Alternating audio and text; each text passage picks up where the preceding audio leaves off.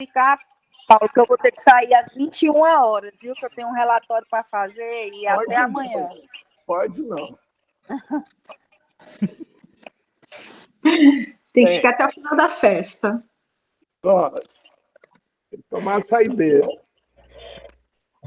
Pessoal, hoje é dia delas. Literalmente, eu sou o único homem aqui neste pedaço. Eu estava percebendo isso agora. Se cuida, Josué. Não é? Então, eu sou o único que estou aqui para aprender sobre mulheres em situação de rua, que é algo extremamente interessante, é uma experiência que eu não queria passar certamente, mas é uma experiência de vida. Então, quem vai começar a falar? Vou te passar o controle do pedaço. Aí você hoje controla tudo de todos. Eu vou desligar meu som, vou desligar tudo. Você fica irresponsável. Posso sugerir? Eliana? A sala é sua. Tudo bem? Ai, gente, vocês sempre me deixam de mestre de cerimônias, eu adoro. Eu sei que você gosta. Deixa eu só ver aqui, peraí, que eu estou no notebook e às vezes eu me atrapalho um pouquinho. Eu te ajudo, quando levantarem a mão, eu vou anotando para ti. Tá. Tá bom? Hoje fica aqui a Clara, a Cláudia, eu e a Vilma, né? Tá todo mundo presente aí, gente? Valendo um Pix de R$1.000, todo mundo presente? Uhul! Quem quer dinheiro? Ai, para, que eu fiquei mal, sabia? Olha eu que bonita, olha eu que elegante. Ai, que linda! O único lugar que eu sinto muito frio no nariz. Nossa, meu nariz é gelado que só. O resto aqui... Eu fiquei muito mal com a morte de Silvio Santos, porque eu lembrei da minha família, eu não tenho mais pai e mãe. E a nossa primeira bicicleta foi ganha. Meu irmão participou no Domingo do Parque. Nós aqui, 40 mais, a gente lembra disso. E tinha aquele último jogo no Domingo do Parque, que era o jogo de futebol com a bola gigante. E o meu irmão fez gol. E eu lembro da emoção da escola chegar com os ônibus, com as bicicletas. Nossa! Cara, e eu tenho essas lembranças assim muito nítidas dentro de mim. Só que o meu irmão, egoísta e Bolsonaro, que é, né? Você não vai encostar na minha bicicleta. Aí eu, maldosa, é bom que quebre. Coisa bem de criança. Não, não quebrou. Ele pintou, reformou. Eu aprendi a andar de bicicleta sozinha, com a bicicleta de uma colega. Ai, bobão ele, eu pegava a bicicleta emprestada. Paula, eu nunca fui materialista, nunca. Minha mãe até dava bronca em mim, que ela queria que eu fizesse bom casamento com homem rico. Coitada, era o que ela pensava que era bom casamento. Né? Você é materialista, mas você não era vingativa? Ah, vingativa eu sou até hoje. Por isso que eu dou café preto e sem açúcar para o preto velho, porque ele resolve para mim, sabe? Enfim. Ô, Vilma, eu sou peixe com ascendente escorpião, eu sou um amor de pessoa. Claro, mimo. Sobrevivi na rua, né? Que é coisa maior e melhor, mas não fui vingativa, não. E, como eu falei para vocês, que eu gosto muito de frio, eu fico, assim, arrependida de falar, porque o frio, ele é cortante quando a gente está em situação de rua. Sim. Tem um lugar ali na Avenida São João, que é uma travessa, que foi o pior lugar que eu dormi, e até hoje, quando eu passo ali, eu lembro. Fica uma coisa muito inesquecível. Mesmo com papelão, porque o papelão ele retém o calor do nosso corpo, se enrolar num saco plástico e no cobertor, o frio que subia do mar e que vinha, era uma loja de aquelas portas vazadas, sabe? Mas vinha um vento, cara, que cortava a alma.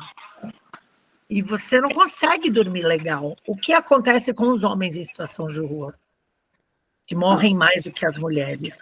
Enche a cara de corote, o corote esquenta na hora, só que na intensidade que ele esquenta, ele esfria. Dá a hipotermia, acaba morrendo. Você vê pontas de dedo, de mão e de pé roxos, e é terrível, terrível.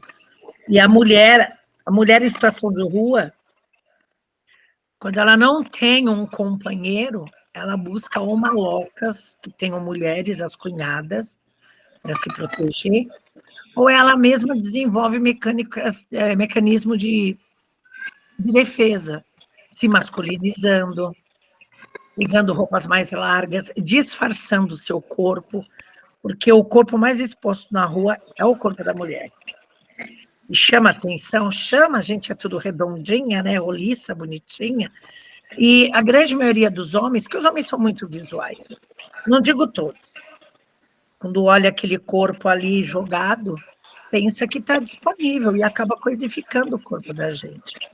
Eu lembro de um episódio, eu e o Fábio, nós tínhamos montado a maloca ali na General Rondon, em frente onde tinha o serviço da Tende, e nisso colou um cara, um boliviano.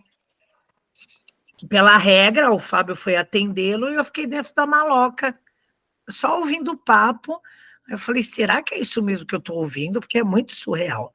Aí o Fábio entrou na maloca e ele falou, olha, o boliviano, ele fez uma proposta. Eu falei, que proposta? Ele quer dar uma namorada. Eu falei, ele quer dar uma namorada? Ele me deu um saco de salgado e falou que quer transar com você. Eu falei, eu estou valendo um saco de salgado? Eu falei, putz, lá, Fábio, podia ser um saco de dinheiro com nota de R$100. A resposta é não. E você vai falar isso para ele agora, senão eu saio daqui, pego a maior madeira que está segurando nosso teto e dou uma madeirada na cabeça dele, porque isso é falta de proceder. Aí ele foi todo... Homem para lidar com outra, cheio dos dedos, né? Não é que nem a gente que é papo reto. Ele, não, cara. Não, ela não quer, ela não aceita. Óbvio que não. Óbvio que não.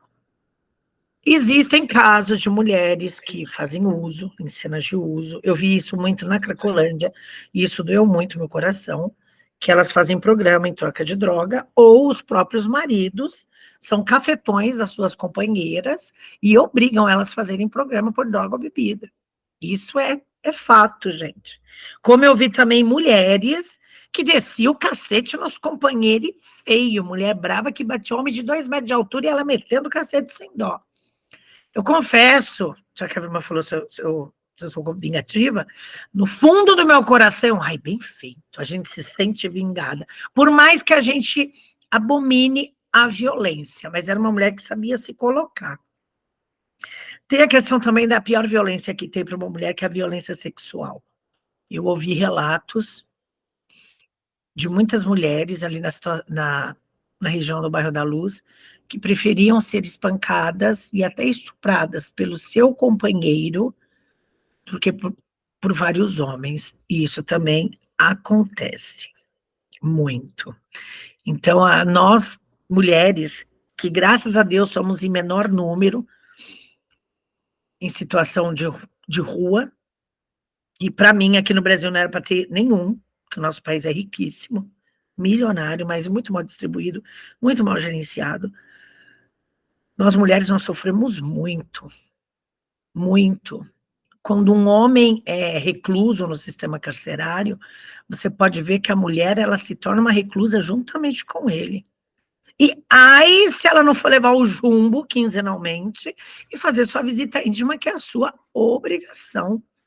E não é. Teve uma época que eu fiz porta de cadeia para conscientizar as mulheres. Muitas saíam com o cabelo molhado. Aí eu perguntava, como é que você se sente? Aí elas me olhavam nos olhos bem sérias, ela, péssima, eu me sinto péssima. Mas fazer o quê? Tem que fazer. Então ela acaba se aprisionando. E nós mulheres, durante quanto tempo a gente sofreu tanto esse patriarcado, eu vou lhe usar essa coisificação, esse comércio de nós nunca fomos consideradas dentro desse patriarcado como indivíduos, como pessoas de querer e de direito. Atualmente eu estou solteira, dá umas paqueradinhas assim de leve, né? Enfim, que eu não sou de ferro. E tem um aplicativo muito interessante de encontro de relacionamento, não é o Tinder não, viu, gente? Eu não gosto de usar o que todo mundo usa, é um diferente.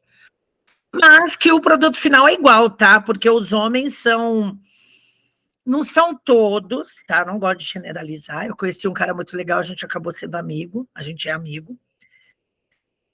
Os caras querem carne fácil, eles querem sexo fácil, eles não querem compromisso. E eu não sei o que que os homens querem de verdade. Aí vem uma mulher que, primeiro, quando eu falo que eu moro sozinha, cria o olho em cima e quer se encostar. Primeiro que eu não sou parede para ninguém encostar em mim.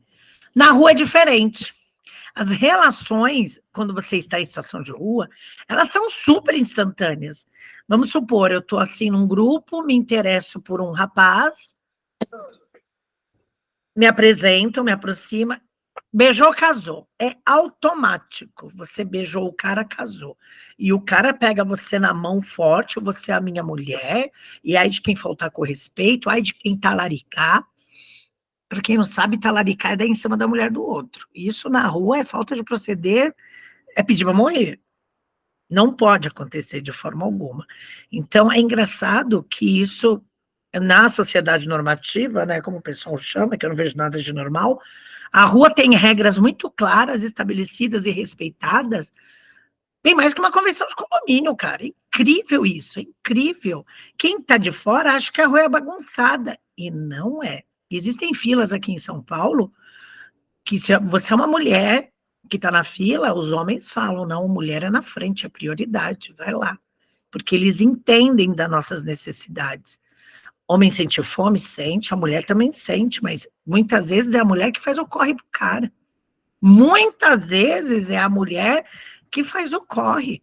Você vê as pessoas que recolhem reciclados pelo centro da cidade, o que tem de mulher, cara, que pega aquele carrinho pesado, 3, 4 cachorros, 2, 3 crianças, e vamos embora, Brasil, é admirável. Aqui, pô, é uma cidade muito pequena, mas tem 2 mulheres aqui que, olha, eu fico olhando, essas mulheres é de muita fibra, bota muita doutora de diploma em unha vermelha no chinelo, viu? E as mulheres em situação de alta vulnerabilidade e risco social, elas são de uma sabedoria e de uma força, cara. É ali que eu vejo o verdadeiro sagrado feminino, viu? São mulheres assim que eu tiro o chapéu. Tem as tranqueiras? Tem. Em todo lugar tem, o bom e o ruim. Mas a grande maioria das mulheres em situação de alta vulnerabilidade, e é engraçado, né? O homem abandona ela e os filhos. E ela segura a barra com os filhos. E se o homem quiser voltar, ela acolhe esse homem novamente. Aí você fica olhando, a gente não pode julgar o quanto que essa mulher tem um coração e um braço longo, coração grande e braço longo, do cuidado, o quanto que nós já nascemos desse jeito, né? Acolhedoras, cuidadoras, guerreiras, bravas. Esse final de semana, fui fazer um evento, devido à chuva, foi cancelado. E o Paulo, charável, Paulo, um amor de pessoa. Eu estava de mão dada com ele, apertei a mão dele, ele, o que foi? Eu falei, eu tô com uma cólica que você não faz ideia. Aí ele, mas você tá bem? Eu falei, daqui a pouco passa. Aí deu uns 5 minutos, apertei a mão de novo. Ele, o que foi? Eu falei, a cólica volta que nem onda. Aí ele ficou olhando, ele, é difícil ser mulher. Eu falei, que bom que você entende e valoriza, Paulo. Porque eu queria estar em casa, nesse frio, deitadinha, bem agasalhada e dane-se o mundo. E você em situação de rua, com cólica, sangrando, e tem que fazer seu corre, e não tem um banheiro disponível, como nós conversamos no nosso último encontro, o acesso muitas vezes é negado. Ser mulher em situação de alta vulnerabilidade é pesado. É pesado. Às vezes eu sinto muita saudade da rua. Como eu tô morando sozinha, vira e mexe eu tenho crise emocional. Ontem mesmo eu tive uma. Até acionei o CVV. O CVV me ajuda bastante. Olha que eu faço terapia, hein? O Paulo levantou a mão e a Cláudia também. Ah, tá. Peraí que eu tô sem óculos. Justamente eu tinha levantado a mão para ela ver, para não falar do Paulo. Ah, desculpa. Oi, Paulo, fale. É o seguinte, você estava falando algumas coisas aí no processo, né? E falando em vários momentos, você citando o homem, citando essa sociedade machista, etc, etc.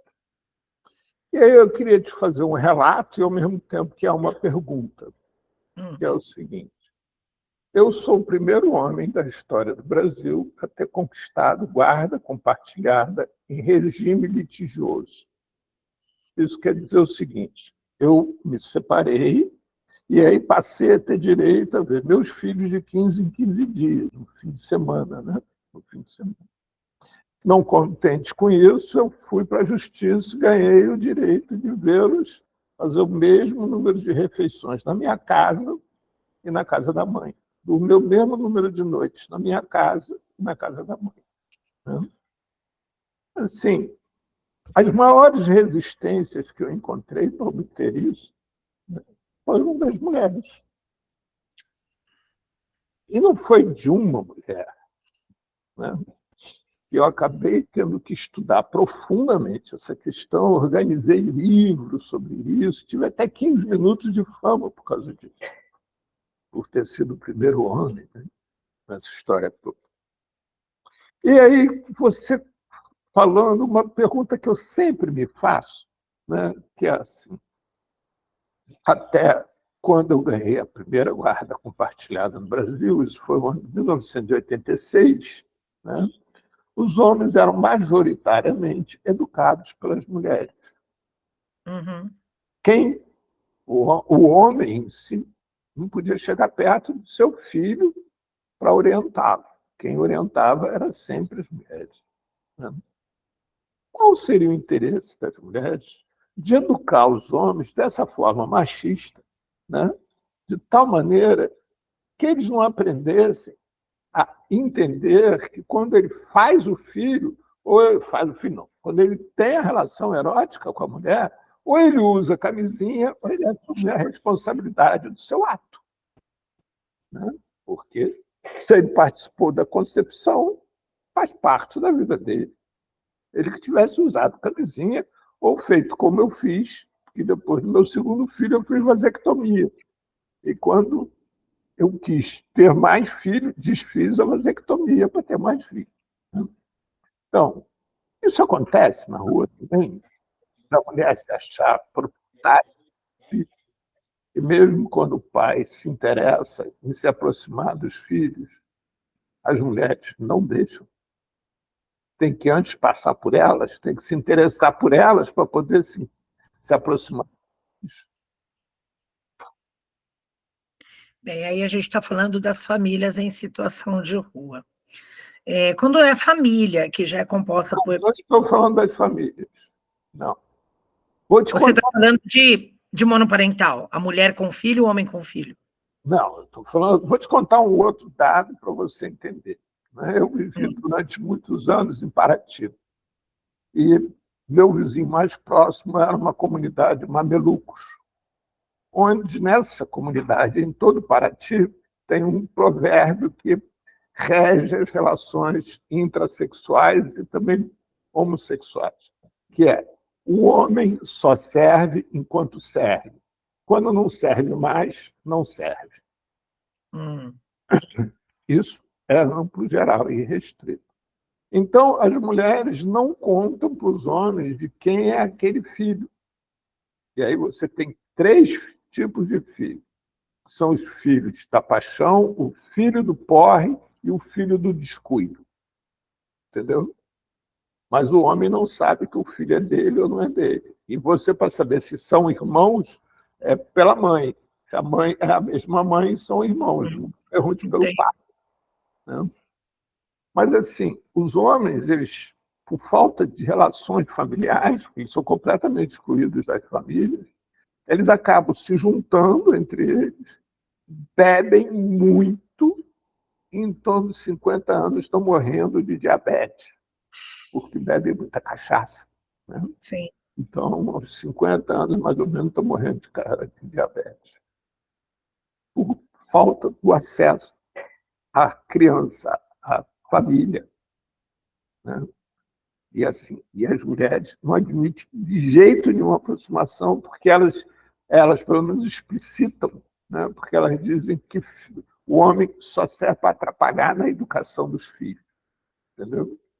E depois, mais tarde, eu convivendo lá e tal, não sei o que, uma acabou dizendo que os filhos são a única garantia que existe da velhice.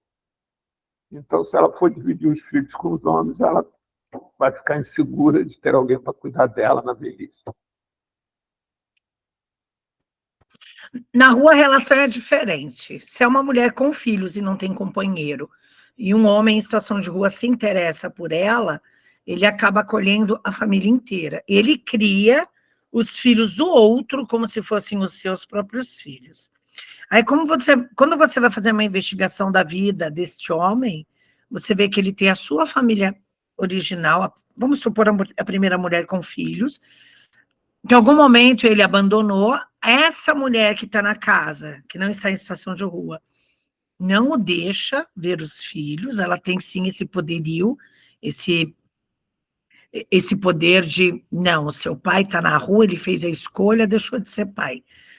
E os homens são emocionalmente bem mais frágeis que as mulheres, e essa necessidade que ele tem de formar família, de ter alguém, de não se sentir sozinho, é muito nítido. Na rua você vê assim, eu estou lembrando de muitos casais que eu conheci, que acabou criando os filhos. Não, quem cria é pai, o cara enche a boca para falar. Quem cria é o pai sou eu, estou aqui presente, ó, fazendo corre para o moleque, corre para a menina, tem.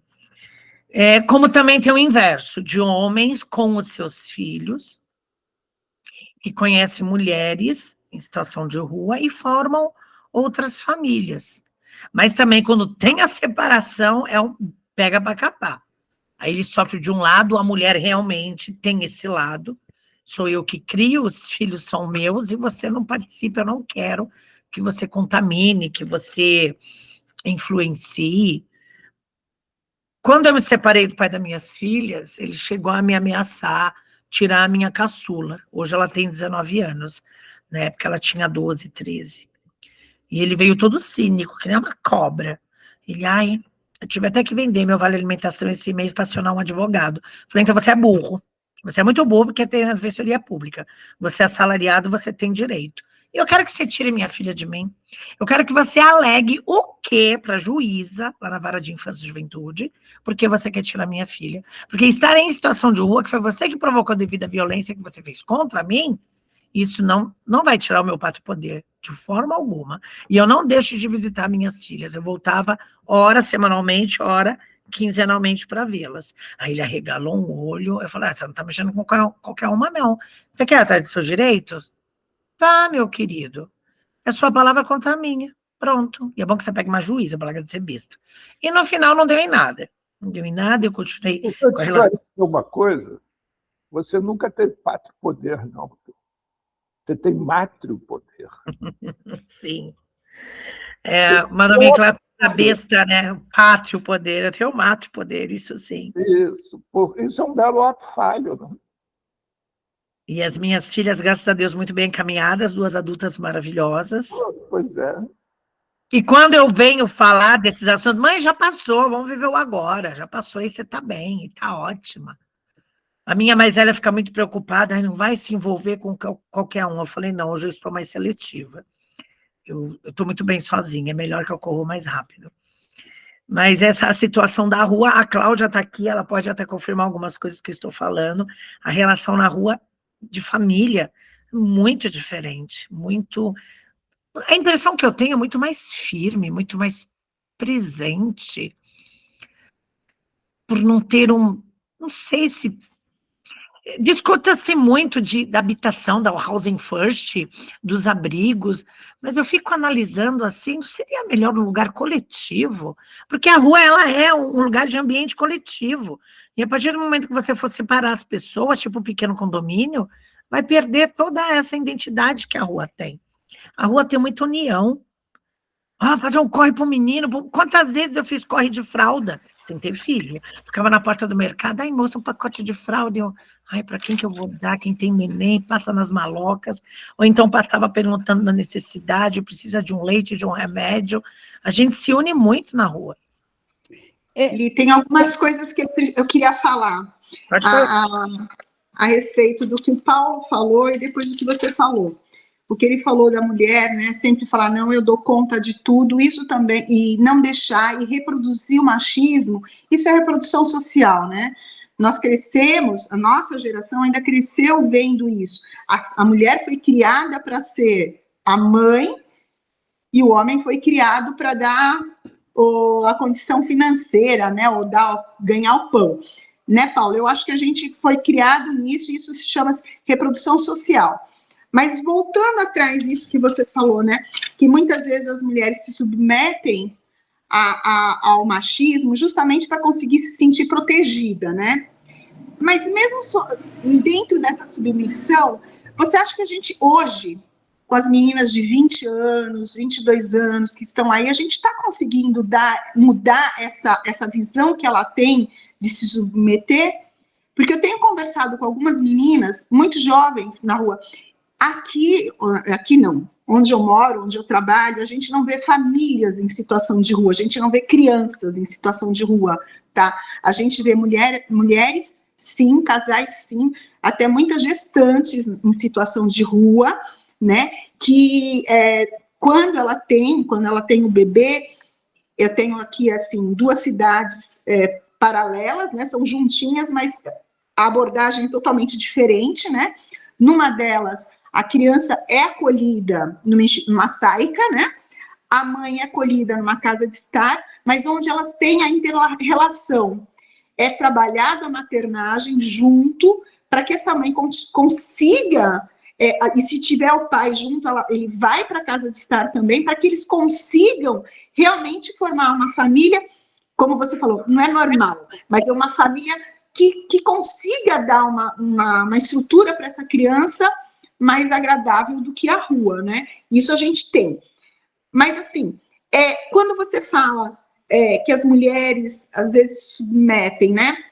Eu vejo que, muitas vezes, a gente dá um empoderamento para uma mulher jovem, de 21 anos, 22 anos, às vezes ela joga isso, ela dá um tiro no pé dela, né? Porque aí ela vai enfrentar o homem de uma forma desprotegida. Entendeu? A mesma população em situação de rua. Quando você empodera, quando chega a GCM, quando chega a PM, se ele fala, eu sei dos meus direitos, mano, acabou. Aí apanha mesmo. Então, o que você acha? A gente está conseguindo levar para essas meninas mais novas que tenham essa força de falar, não, eu não preciso de você, estou com você porque eu quero. Porque é o que você falou, é muito dinâmica a rua. O cara veio, beijou, ela beijou, pronto. Aí no dia seguinte já separou. Aí no outro dia tá junto, tá transando, uma semana depois tá gestante. É muito dinâmico essa coisa. E esses dias mesmo, a semana passada estava conversando com uma menina super nova, que acabou de sair do acolhimento, e ela falou assim, eu me prostituo, sim, mas não por droga. É pelo dinheiro. Nem que eu vá lá, pegue o dinheiro daqui, ando uma quadra e compro minha droga. Mas eu não admito ser paga por droga.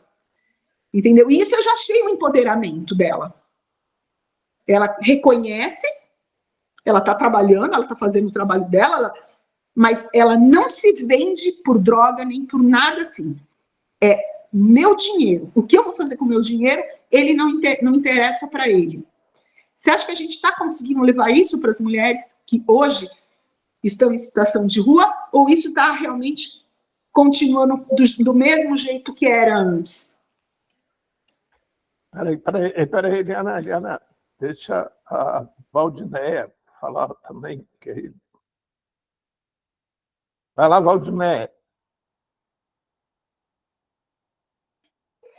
Eu vejo muito ainda por essa situação, né, que nem a moça falou ali sobre isso, a mulher ser a protegida, a proteção da casa, a provedora da casa, e o marido, aquela que protege, que dá acolhimento, e o marido só provedor, só buscar.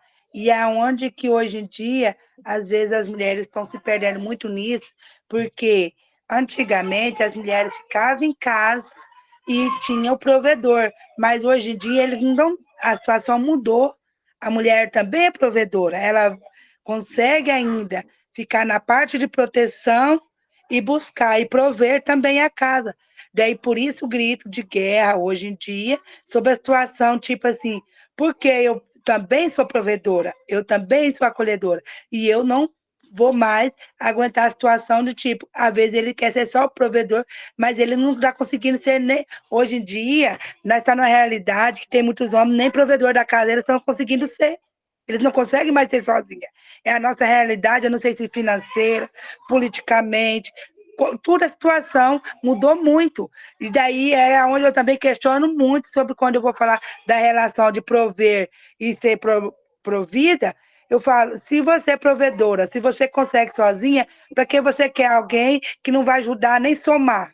Se é só para dividir, claro, vamos dividir, mas tem pessoas que, às vezes, eu conheço situações da nossa realidade, a mulher trabalha, ela tem o salário dela, ela provém a casa, enquanto vem outro que ele não consegue nem ajudar, somar, ele quer dividir aquilo que ela tem.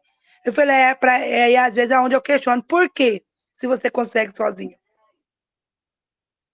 Eu acho assim, a situação, o grito de guerra, tanto na casa, na rua, ou qualquer situação, tem que ter essa união, essa conjunção. Se é para somar, ok. Agora, se é para dividir o pouco que eu tenho, que às vezes eu vou dividir só porque é o grito de guerra das mulheres, eu consigo, eu posso. Eu vou prover, eu vou dividir só com meus filhos. Eu acho que esse é o questionamento que está muito forte, que poderia, que está mudando já a nossa realidade hoje. Vai lá, Marina. Bem, pegando um pouquinho de cada fala, né? Aqui o perfil, né, das mulheres em situação de rua é muito parecido com o que a Cláudia falou. A gente não tem famílias aqui, porque assim, aqui tem um movimento muito grande em relação à questão do conselho tutelar, né? Há uma vigilância muito grande, não se permite criança na rua. A gente teve muitos problemas quando chegaram os venezuelanos aqui, né? Porque o perfil deles é com crianças na rua, na questão da mendicância, né? Dos corres, e aí ficava até as próprias mulheres em situação de rua cobrando da equipe do consultório, quando dizia assim, doutora, eu acho bonito isso, vem esse povo do olho esticado, fica com os meninos no sinal, no pino do sol quente, um mês, o meu perdi a guarda, né? A gente teve que rediscutir, por isso que quando disseram que os venezuelanos iam passar para o consultório na rua, eu fui uma das que não dá certo. Eles estão com a questão, eles têm outra questão de lei, estudo, e aí a gente não assistiu essas pessoas, né? Porque vai de contramão do que a gente preconiza, né? E alguns casos que me chamaram a atenção, né, dessa questão do empoderamento das mulheres, porque eu tenho tanto mulher que bate mesmo, desce a ripa na rua no companheiro, mas também eu estou com duas que olha para o companheiro e pergunta, é para eu tomar um anticoncepcional? Entendeu? E o cara dizer, não, que eu quero lhe engravidar, e uma menina com transtorno mental, e eu quase dou na cara dele, eu disse, você não está vendo, não, que a sua companheira tem problema de saúde mental, ela tem essa dificuldade, a menina totalmente desorganizada, não pelo transtorno, porque se ela tivesse um determinado transtorno e a cognição dela fosse boa e preservada, ela poderia ter o filho dela, como eles têm um sonho. Mas o cara fazendo tratamento para rancenias, usando talidomida, e eu dizendo, olha, corre o risco para a criança. Eu expliquei tudo, e o cara, não, ela vai engravidar. E eu olhar para a menina e perguntar, você quer, fulana, engravidar? E ela ficar olhando para a cara dele como dissesse que não queria. Né? Então, você ainda vê esses casos absurdos. E também da perca da guarda, né? Que eu tive um caso que até eu fui brigar com o conselho tutelar porque retiraram 10 horas da noite de uma criança que a gente tinha localizado, de 9 meses, estava numa casa abandonada, cedida lá. E o que eu perguntei para o conselho, para todos os serviços, quando teve estudo de caso, depois que ocorreu, porque ela começou a usar muito crack, né? Piorou o estado de saúde mental dela, começou a beber mesmo pesado depois da retirada do filho. E é que eu me perguntei, gente, por que é que nós, quanto serviço, consultório na rua, o CREAS, o Centro Pop, Conselho Tutelar, não conversamos antes do acionamento da polícia para retirar essa criança? Quem foi aqui que deu uma cesta básica? Quem foi aqui que fez um aluguel social? Entendeu? Vocês acham que a solução é retirar? Aí, resumindo, a menina está totalmente desorganizada na rua hoje, a mãe, né? A criança já foi adotada, a gente soube, já se passaram um ano. E assim são outros casos, acesso à laqueadura, acesso ao DIU, né? Então, as mulheres em situação de rua aqui em Teresina, elas também têm essa que até como a Eliana falou, que eu fico assim abismada, que até eu brinco, meu Deus do céu, meu marido nunca me acompanhou numa sessão da enfermagem, de ginecologista, e os homens é de mão mesmo, como disse a Eliana, pega na mão, sabe até o corrimento vaginal da mulher, que eu fico assim, meu Deus do céu, sabe a cor, sabe o aspecto, sabe, fala por elas. Eu tenho caras que chegam assim, ó, Marina, ela tá assim, assada, tá com a coceira. Eu, meu Deus, lá de casa não sabe nem onde é o bicho. Então, eu fico assim, pasma, e chamando de meu amor, meu bem, minha mulherzinha. Não sabe nem quem engravidou a mulher, mas está lá presente e vai ser o pai. Tem esse perfil que foi falado também aí. Mas, assim, eu estou até fazendo uma especialização, que eu estou fazendo o levantamento da violência, né, das mulheres em Teresina, não situação de rua geral, por notificação compulsória, e eu fiquei, assim, abismado realmente com o perfil, né? Não é nem tão abismado, porque a maioria das políticas públicas cai para o pessoal mais vulnerável, né? A raça negra, que é a junção dos pretos e dos pardos, a questão da escolaridade, mas uma coisa que me chamou a atenção é porque determinadas violências, principalmente as de cunhos sexuais, a questão da escolaridade é maior em mulheres de nível médio, né? Diferente das mulheres de ensino fundamental, que é mais para violência física e violências mais agressivas, como estrangulamento, arma de fogo. Isso me chamou a atenção porque, realmente, quanto maior baixa a escolaridade, a percepção da violência. E eu vejo isso nas mulheres em situação de rua, né? Quando eu pergunto assim, quando eu vejo chegando com o supercílio cortado e não querem falar, já tive algumas que a gente caminhou para a Casa da Mulher Brasileira, mas, assim, é um dispositivo muito bom, mas ele é muito sonhável, né? Assim, ele não atinge aquela mulher quando ela fala para mim se eu não vou não, Marina, tu é doida, é? Eu vou contigo, ele sabe, e quem vai me proteger? Como fazer uma medida de afastamento na rua, né? Então, essas mulheres são agredidas, elas se como é, meu Deus, ficam masculinas, como a Eliana falou, mas também tem as doidas, né? Que eu tenho uma que diz assim, minha filha, eu tenho que pirar de doida aqui, para esses machos saírem de perto de mim. Né? Aí nem mexem nela. Né? Eu tenho bem umas 3 desse jeito aqui, que diz logo, minha filha, se eu não mostrar que eu sou doida, esses machos vêm dar de saliência de noite comigo.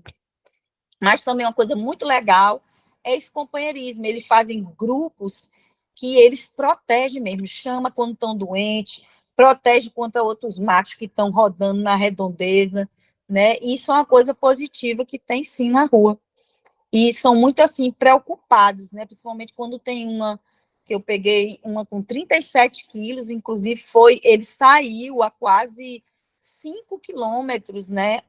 Andando para ir lá na UBS, que eu trabalho, para avisar que ela estava doente, porque como a gente é só uma equipe para Teresina, fazia mais de 15 dias que a gente não estava indo nessa área. E ela, portadora de HIV, com diarreia, abaixou assim, fazia prostituição, né? Era profissional de sexo em troca, principalmente de droga. E, assim, realmente isso aí, essa vivência a gente tem aqui, sim.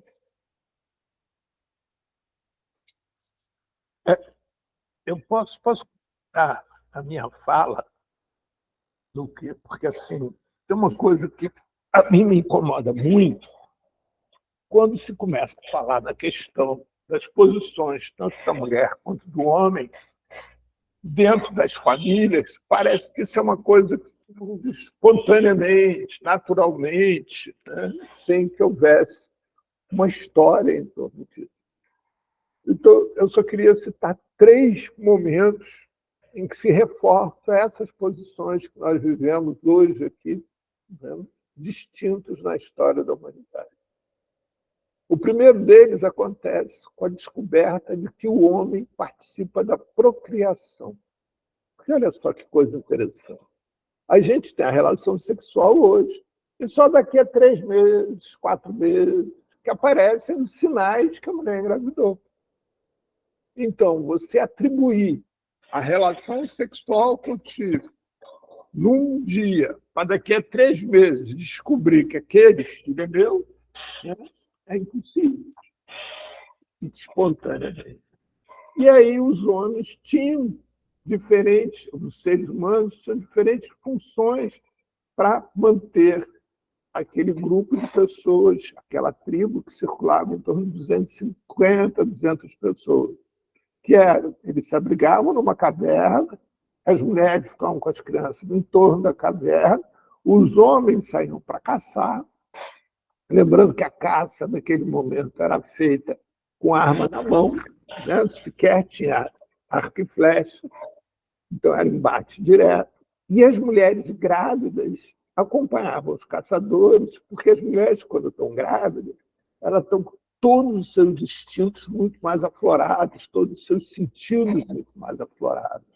Então, elas acompanhavam como guia, nunca como para entrar em embate, né? E as mulheres que ficavam no entorno das suas crias, em torno das tribos, cuidando dos doentes, etc., elas participavam também da alimentação, também eram provedoras, colhendo frutas, colhendo raízes, etc. Bem, acontece que, a partir daí, alguém resolve criar animais.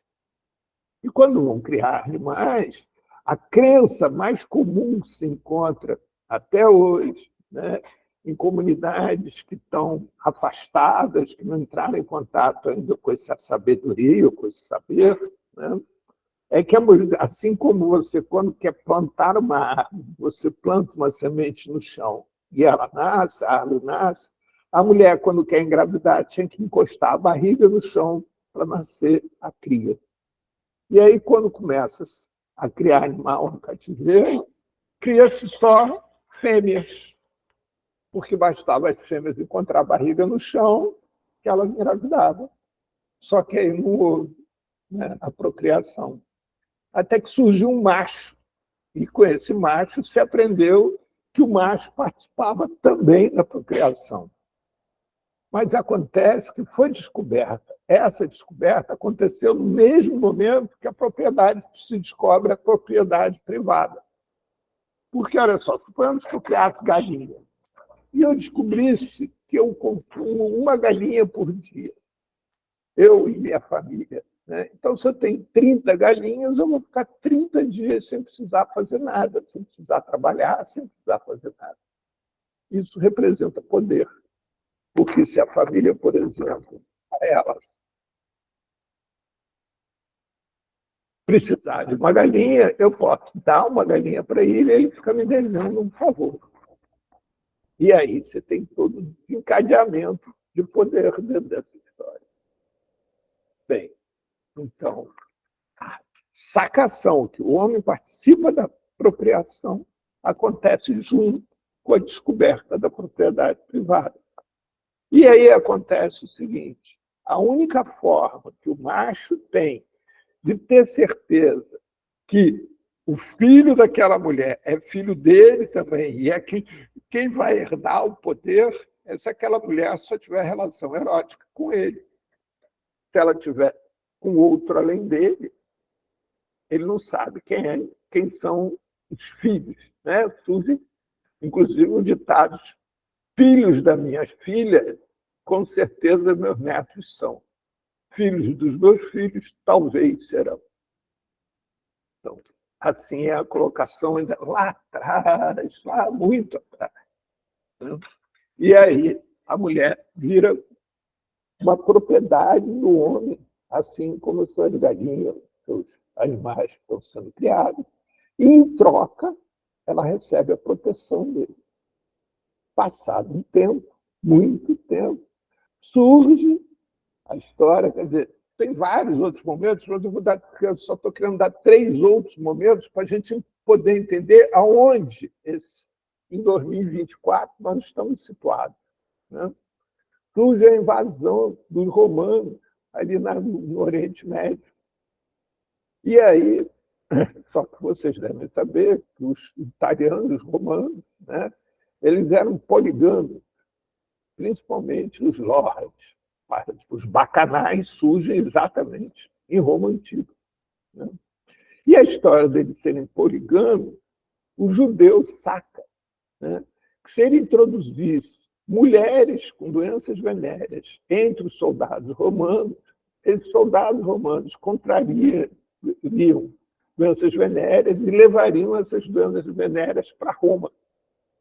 Então, surge a monogamia de novo, que era a forma que existia de preservar contra a contaminação de doença venérea. Este é um outro momento. E um outro momento é com Napoleão. Napoleão começa a conquistar a Europa. E ele percebe claramente que não adiantava ele conquistar pela força, pelas armas. Ele tinha que conquistar pela cultura e pela ocupação de franceses pelos territórios. Mas até aí, né, ficar grávida por causa da Igreja Católica, quando a mulher ficava grávida, ela tinha cometido um pecado.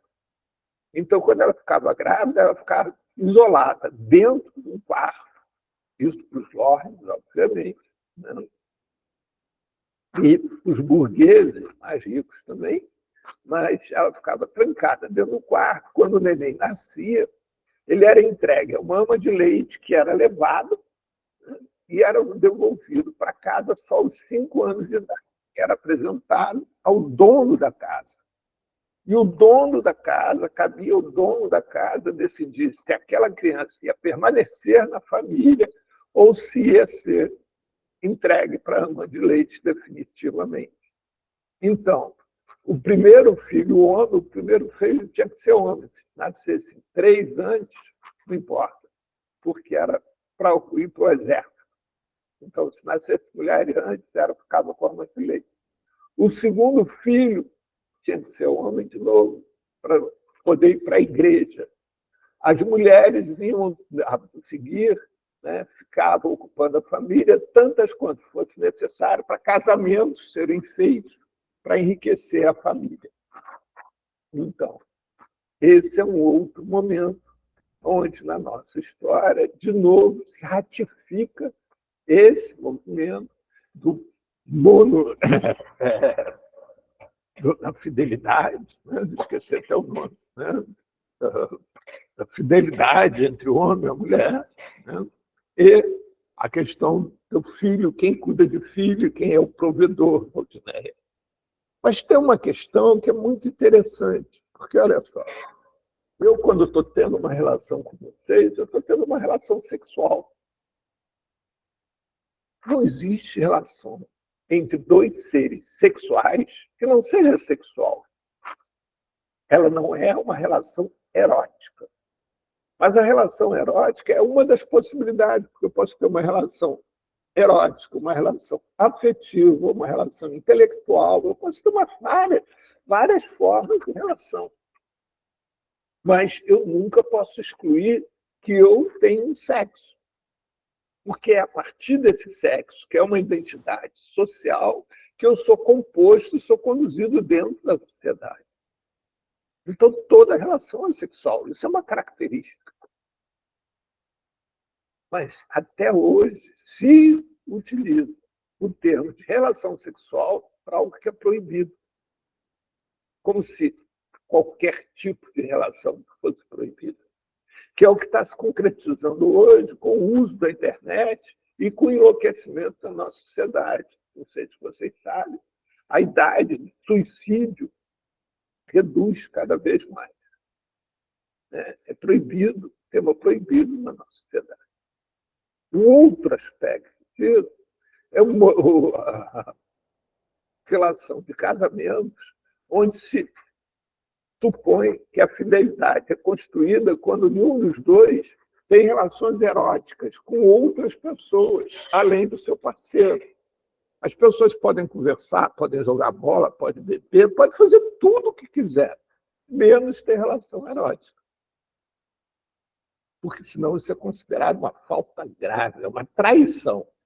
Pode mentir, pode enganar, porque isso não é traição. Mas se tiver relação erótica com o outro, é uma traição. E é interessante tudo isso, porque são questões que não são faladas, não são pensadas. E que, ao mesmo tempo, né, persistem em 2024, desde a tradição lá da Idade da Pedra, né, até os dias de hoje, quando a mulher e o homem já são provedores, 40%, 40%, 30%, não me lembro mais, das casas hoje são sustentadas financeiramente por mulheres no Brasil. E, mesmo assim, ainda existe a proibição da mulher ter relações eróticas com outros machos, além do seu macho. Ainda se diz assim, ela é minha mulher, ele é meu marido. Ninguém de vocês não fala, ele é meu homem. Mas eu falo, é minha mulher. É uma propriedade, 2024. E permanece a mesma, vou lembrar vocês, na Idade da Pedra, Roma, né? Depois, Idade Média. Interessante tudo isso, né? Como essas tradições, que não contribuem, na minha opinião, em nada para a humanização dos seres humanos, permanecem vivas. Com vocês mesmos. Nossa, Paula, é interessante tudo isso que você trouxe para a gente, uma aula de história, assim, maravilhosa, que a gente não ouve nas escolas. Vai levar isso para as escolas para ver quantas facas vão voar no seu peito. E interessante essa organização, vamos dizer assim, dos 2 primeiros filhos.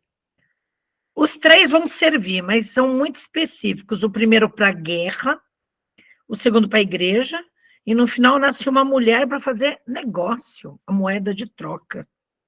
Isso me lembrou, na época dos reinados europeus, as relações incestuosas, irmão, com primo, com tio, com sobrinho, para não sair dali, daquele nicho de sobrenome, de poder, de dinheiro, para não dividir nada com ninguém.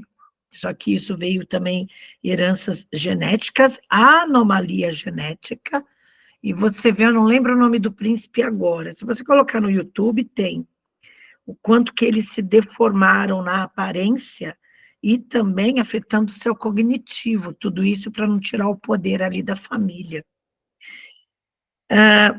Viajando agora mais para o começo do mundo, quando a gente pega tribos originárias, o cuidado que uma tribo inteira tem na educação das crianças. O artigo 4 do Estatuto da Criança e da Adolescência diz que todos nós somos responsáveis pelo bem-estar de uma criança e de um adolescente. Sociedade, comunidade, Estado, governo, escola, tudo, tudo. Só que é muito bonito ali na lei, na escrita, na prática a gente não vê isso. Na rua tem muita união em algumas malocas de família, onde todo mundo se envolve no bem-estar de uma criança. Quem vai levar a criança na escola? São quantos? Quem vai hoje? E o cuidado, quem vai levar, quem vai buscar, quem vai cuidar, uma moça que está gestante, outra que ganhou um neném, você vê isso daí também. Embora que tem muitas coisas mudando, vou falar aqui de São Paulo, tem muita coisa mudando. Eu andei no centro por esses dias, há lugares aqui que são específicos para a família, por exemplo, o pátio do colégio.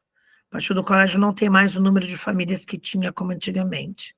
Muitas migraram ali para a rodoviária do Tietê. Ainda existe uma maloca ali muito grande do outro lado da avenida, que possui adultos e algumas crianças.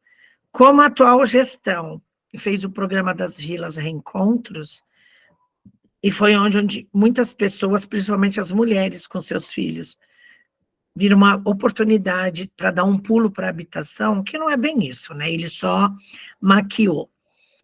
Foram para esses equipamentos. Porém, não são tão harmônicos assim, porque existem muitas regras e muito, na minha opinião, extremamente rígidas, com questão de horário, de quem vem, quem vai, lógico, não pode virar bagunça.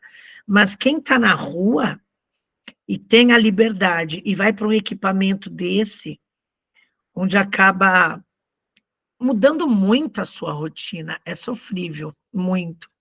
Eu sou a favor de conjuntos habitacionais, de preferência casas, térreo, para ter acessibilidade, nada de prédio, apartamento, e coletivos. Vamos supor que são mulheres com filhos. Vamos juntar as mulheres com os filhos aqui, ó. Por que não? Alguns CAE são assim. Eu fui participar de um processo seletivo na sexta-feira de um CAE, aqui, né? A CAE, para quem não sabe, é um centro de acolhida especial para mulheres. Só que era uma salada mista, porque eu até anotei, deixa eu ver, tudo eu anoto. O TDAH aqui, ele me obriga.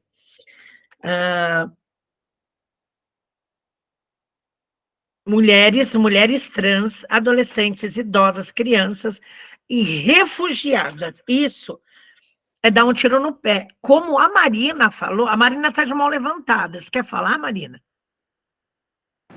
Não, desculpa, porque eu não tinha ela tirado ainda. Não, que é isso. A Marina levantou uma questão muito importante. As diferenças culturais, gente. As diferenças culturais, elas pesam muito, demais. Vamos supor que a gente pega uma família, eu estou dizendo aqui, de mãe com filhos, muçulmana. Os muçulmanos têm uma cultura muito diferente dos brasileiros, dos latinos, dos americanos. É tudo muito particular. E quando você coloca todo mundo num centro de acolhida com as mesmas regras, você acaba anulando toda a individualidade. Isso não é legal. Eu enxergo alguns projetos aqui de São Paulo com muitas críticas, demais. É que nem um hotel social. O que você imagina que é um hotel? Que eu posso entrar e sair a hora que eu quiser. Não, tem um horário. Muito parecido com o centro de acolhida. Tem o café da manhã, que é serviço até às 9h, depois você pode sair estourando para chegar 6 horas da tarde. Abre-se exceções para aqueles que trazem o comprovante que está trabalhando. Pô, de repente o cara conseguiu um bico para descarregar caminhão lá na 25. E você acha que o cara do caminhão vai lá fazer um papel timbrado, vai escrever que o cara estava lá trabalhando? Fala, eu lido com adulto, com homem barbado. Para que ficar dando satisfação se você está entrando, está saindo? Você não está trabalhando, já não basta? Então, tem alguns centros de acolhida que realmente não é só acolher, dar banho e dormida. Tem que ser um pouco mais além disso. E Paulo, outra, vou levantar. Oi, fala, Marina. Se você não chegar até 5 horas, 5 horas. A gente tem várias pessoas que às vezes estão lá no corre olhando o carro, que a gente sabe que quem olha carro tem toda uma regra, né? Que tem até morte lá aqui em Teresina, se você tomar conta do ponto do outro, né? E aí, muitas vezes, eles estão lá nesse corre, o comércio está bombando, então aí você tem que sair 3h30, 4 horas, para poder estar lá na frente da casa do caminho, ou seja, no pico do coisa lá, eles ficam desesperados quando vão para a consulta. Bora, Marina, liga aí para casa do caminho que eu vou voltar, liga aí. Porque se não entrar até 5 horas, eles perdem a vida. E mulheres que têm seus filhos, conseguem uma oportunidade de trabalho, aí fica a pressão de alguns profissionais da equipe técnica, vou acionar o Conselho Tutelar, porque eu vou acionar o Conselho Tutelar. Putz, o Conselho Tutelar, ele é um instrumento de proteção à criança e adolescente, não é um instrumento de ameaça para pai, mãe, tio e avô. A mulher está ali, trabalha, confia em alguém para buscar criança. Se ela quer fazer um curso à noite, estudar à noite, fazer alguma coisa à noite, não pode. Ela fica ali, limitada àquilo. Se ela tem um companheiro, tudo bem, mas se ela é sozinha, é complicado. Paulo, você quer falar? Paulo e a Cláudia. Oi. Então, quanto a essas regras... Eita! Quanto a essas regras de alguns acolhimentos, a gente tem que prestar atenção qual a tipificação do acolhimento. Existe casa de estar, existe o albergue. Ai, tá me vendo? Caiu tudo aqui. Então, depende da tipificação, tá? Eu falo isso porque hoje eu trabalho num albergue noturno. Entendeu? Então, assim, é muito complicado você reservar uma vaga para uma pessoa se é um albergue noturno. É diferente da tipificação da casa de estar. O albergue noturno, ele é muito rotativo. A pessoa chegou na cidade, ele tem que entrar. Porém, como a gente aguarda, por exemplo, a pessoa está lá no albergue, você já deve ter presenciado isso, Li. É assim, está no albergue noturno 3, 4 dias, o Centro Pop solicita a vaga para um abrigo fixo, que é a casa de estar. Então, eu, como albergue noturno, se a pessoa está trabalhando, se ela conversa comigo antes, eu garanto a vaga. Porque nesse momento de transição, se ela ficar sem aquela vaga, pode ser que ela tenha uma recaída. Que é a hora que mais eu preciso estar atuante. Ela começou a trabalhar, ela está se reerguendo, mas aí não deu tempo de chegar. Entendeu? Mas se ela fala comigo antes, fala com o educador, tal, a gente está sabendo que está naquele processo de trabalho, a gente faz o máximo para acolher, para não ficar em situação de rua aquela noite, porque como você vai trabalhar no dia seguinte? Você não vai conseguir, porque você não vai dormir direito, entendeu? Então depende da tipificação. Há cidades que têm um abrigo só. Há cidades que têm 20, mesmo para 350 pessoas, tem 20 vagas para acolhimento fixo. Surreal. Surreal. Como que você vai... Eu falo, né? Se eu trabalhasse na abordagem, eu teria vergonha de fazer abordagem na rua. Porque eu vou abordar para oferecer o quê? E outra, a sociedade fala, não quer ir para o abrigo porque não quer se sujeitar a cumprir regras. Gente, é como você falou, a rua tem muito mais regra. E é muito mais difícil ficar na rua, cumprir essas regras, do que você ir para um abrigo. Principalmente o albergue noturno, que tem pouquíssimas regras. Gente, é o básico do básico. Respeita o outro, que tá tudo bem. Entendeu? Mas, assim, eu entendo a visão da rua. Hoje mesmo, desculpa, mas eu vou ter que falar. Hoje tem uma pessoa que está candidato a vereador, que já esteve em situação de rua. Parou na frente do abrigo noturno, falando que, olha, como que pode? O negócio está fechado de dia e o povo está largado na rua, assim, falou um monte, né, como um bom político, que já é, né? E aí, falou que baixaram de 35 vagas para 30, para subir 5, para falar que abrir vaga para o noturno, para o emergencial. Como eu conheço, eu falei, gente, não é bem assim.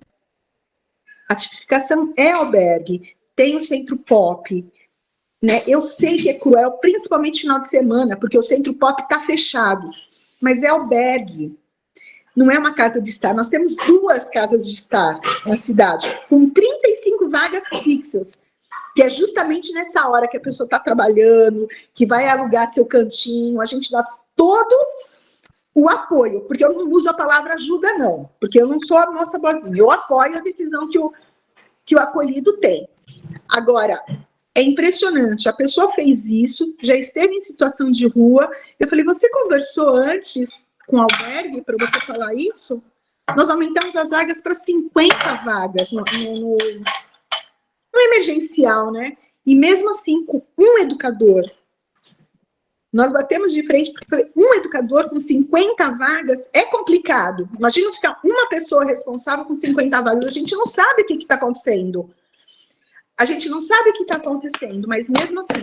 Aí, não, mas acontece que vocês, trabalhadores, não estão nem aí. Eu falei, parou, então eu não vou mais conversar contigo, porque a gente está para unir forças, não para brigar. Mas eu acho muito interessante essa visão dos dois lados, né? E quando você traz as regras do abrigo, porque tem que ter regra mesmo, mas é muito menor do que tem na rua, gente. Muito menor, muito menor. É muito mais cruel na rua. E eu falo todos os dias, principalmente para as mulheres trans, fica aqui à noite com a gente. O risco que você tem lá fora é muito maior. Aí, cada uma faz as suas escolhas, né? Mas a gente está bem perto da rua, assim, querendo entender tudo para a gente melhorar. Mas agora eu fiz o papel do advogado do diabo, tá? Não, eu acho que... Você está em que cidade, Cláudia? Não é Mauá, não, né? Eu estou na Baixada porque Santista. tem uma figura em Mauá, eu só não vou falar o nome para não ser antiética, que também está candidato, eu sou contra. Ele me pediu apoio, eu falei, não apoio ninguém, não apoio ninguém. E também vem com essas ideinhas furadinhas. Quando eu fui assessora técnica na Secretaria Municipal de Direitos Humanos, na coordenação de políticas públicas para as pessoas em situação de rua, primeiro eu fazia uma pesquisa tremenda, com CEAs, com abordagem, eu ia no centro de acolhida, ia lá no São Martim de Lima, conversar com todo mundo, equipe técnica, para depois eu poder dar minha opinião. A gente não pode jogar pedra. Você sabe que a rua, ela exagera muitas coisas, e ela mente. E quando vinha o pessoal chorar no meu ombro, ô, dona Eliona, fala, quebrada, o negócio é o seguinte, é o certo pelo certo e o justo pelo justo. O que está acontecendo? Você quer que seja do seu jeito? Não. Eu vou pegar de exemplo um dos maiores. Tem o Arsenal da Esperança aqui em São Paulo, que é parceria pública-privada da Igreja Católica, e nós temos o Boracéia, que foi da época da gestão da Marta Suplicy, que foi, na época, considerado um dos maiores albergues da América Latina. Imagina você atender 4.000 pessoas na bagunça? Entra e sai na hora que quiser? Não, não é assim que funciona, tem que ter regra sim, ok? E é como a Cláudia falou, na rua é pior, bem pior. A gente não abordou a questão da mulher trans. As mulheres trans sofrem demais, eu ouvia muito. Esse demônio falando com você. Eu falei, nossa, que demônio você está falando? Eu estou falando com um ser humano, vamos respeitar. A pessoa tem uma escolha e ela tem que ser respeitada pela escolha dela, pela opção dela, pelo gênero dela, enfim. E você sabe que as mulheres são um pouquinho mais maleáveis, mas tem alguns homens em situação de rua que eles têm dificuldade para entender que é do sexo masculino, o que é uma pessoa cis, o que é uma trans, o que é uma não binária, e tem cara que nem desenhando entende. Paulo levantou a mão, fala, Paulo. Na verdade, Li, a rua é machista. Muito demais. Muito machista. Olha só, é o seguinte, Diana, é que você todo momento está falando da história do Housing First, né? E levantando a questão que você acha que Housing First tinha que ser coletivo. E aí eu me sinto obrigado, de novo, a contar uma historinha. Porque o primeiro Housing First do mundo foi feito por uma pessoa que é do Observatório, Dan Small. No início da década de 90, o Dan Small vendeu a casa que morava na cidade de Vancouver, no Canadá, e comprou um prédio abandonado de um hotel na zona de Baixo Meretrício, lá de Vancouver, né, que era a zona, a parte mais pobre da cidade. E nesse prédio ele montou o primeiro Housing First. E foi, se você quiser, eu tenho um artigo dele, inclusive escrito por ele, contando exatamente essa história. Então eles montaram dentro desse hotel, né, com pessoas de todas, né, as escolhas que cada um fizesse, onde ninguém foi necessário mudar nenhum tipo de comportamento. Quem era usuário de heroína continuou usando heroína, quem era usuário de maconha continuou usando maconha, quem bebia continuou bebendo, quem era trans, quem não era. E todas as regras foram feitas por eles coletivamente. Para vocês terem ideia, essa história deu tão certo que virou o House First do mundo inteiro, deturpado em cada lugar. Tem um House First próprio, só que é o mesmo nome, mas tem um House First próprio. Né?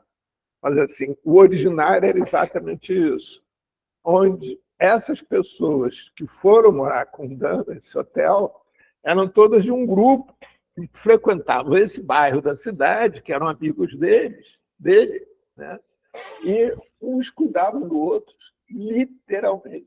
Eles montaram creche dentro desse hotel, eles montaram refeitório coletivo, consultório médico, tinha um banco dentro desse hotel que era coordenado, o banco era coordenado. Isso, Cláudio, autogestão total.